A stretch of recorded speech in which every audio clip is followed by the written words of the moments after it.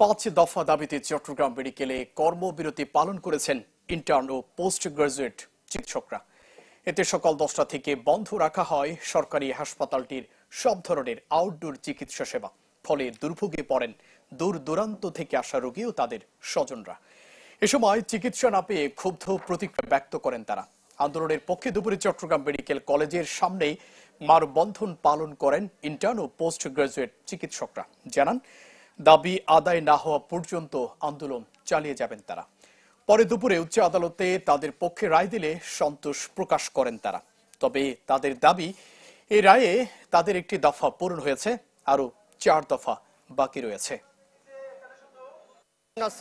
ঠিক পাচ্ছি না, আমরা অনেক হাজার হাজার লোক এখানে ভোগান্তি হচ্ছে। কি এরা কি নাকি ধর্মঘট আছে, কিসের ধর্মঘট এটা আমরা তো জানি না পুরোপুরি। এখানে টিকিট পাইতেছি না, অরেঞ্জ পড়ে গেছি, আমি পার্টির থেকে আসছি। ওরা আমাদেরকে দিন রাখে, ওদের আদায় করতেছে। সব দিকে আন্দোলন দেশে হয়েছে। এটা অল্প পয়সা খরচে সেবা নিবেদন আছে, তাহলে আমরা আজকে সেবা পাচ্ছি না, বাধ্যগত হয়ে আমরা বাইরে বাসা যাচ্ছি।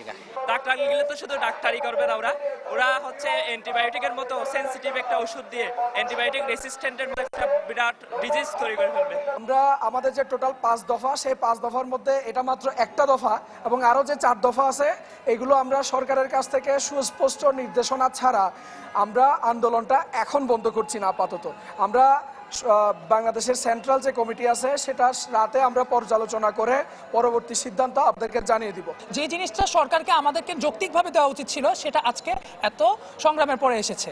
এখন সামনে যে কার্যক্রমগুলি হবে, সেটা সেন্ট্রাল ভাবে আমরা সব মেডিকেল কলেজ এবং সব ডাক্তারগণদের সাথে আলোচনা করে আমরা আপনাদেরকে জানিয়ে দিব। উৎসবের খুশি হবে নগদে বেশি, কারণ ঘন্টায় ঘন্টায় আছে গিফট জেতার সুযোগ।